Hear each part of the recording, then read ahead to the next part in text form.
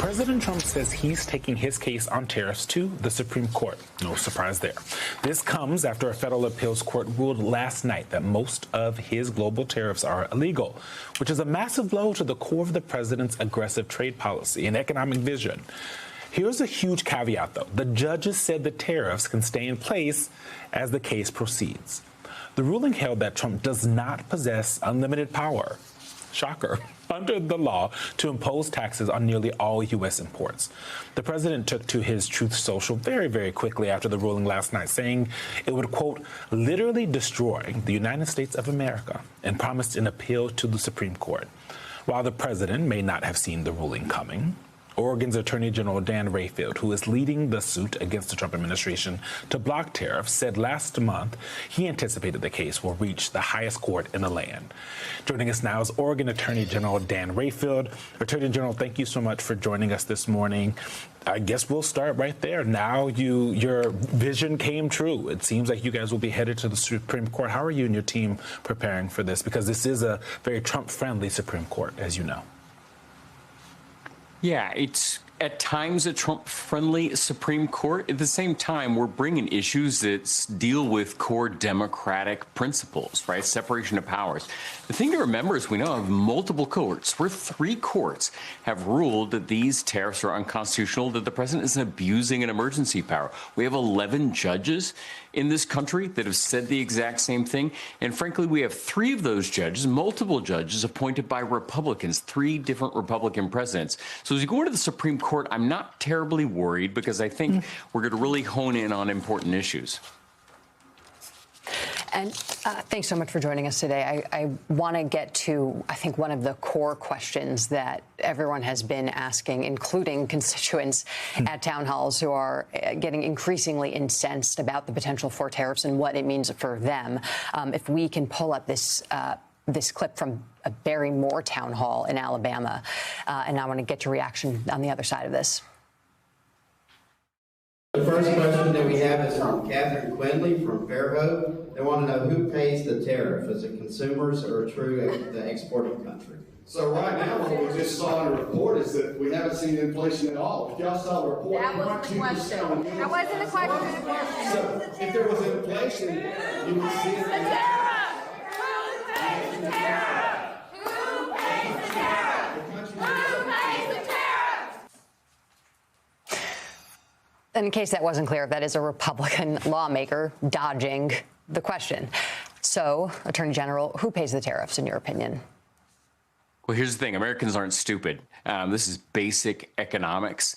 And as you look at this, you've got J.P. Morgan, Goldman Sachs, firms that we trust here in America that show that 70 to 80% of these tariffs are passed down to us as American consumers. And this is what the Republicans are doing right now.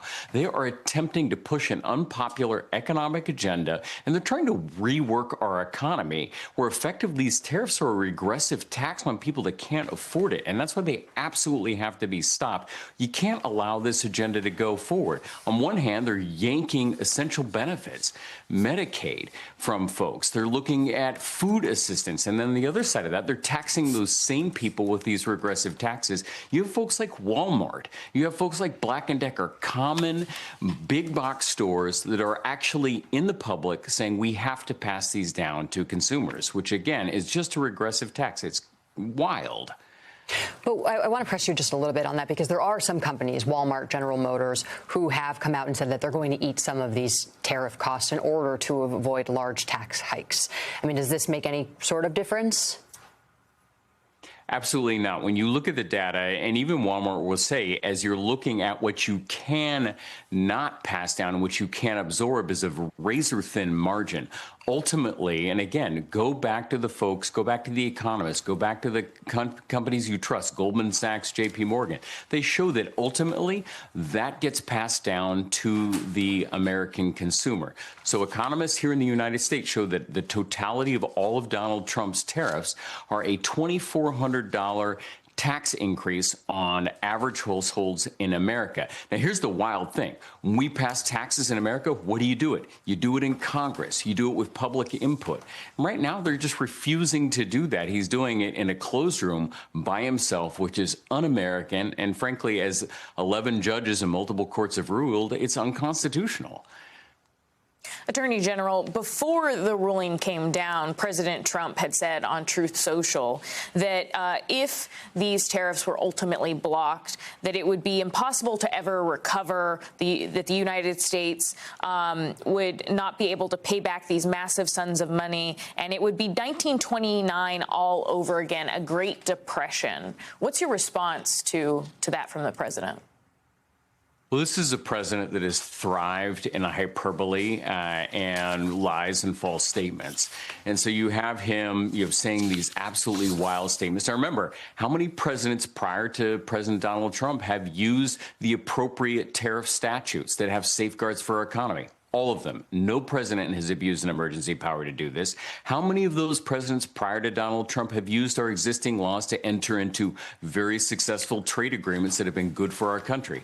Absolutely every single one of them. And there's no reason we can't return to the way that our Constitution and Congress intended us to do trade, which is through the appropriate statutes, and not watching the executive try and expand the power and doing it in a fashion, again, that is a regressive tax on all of us.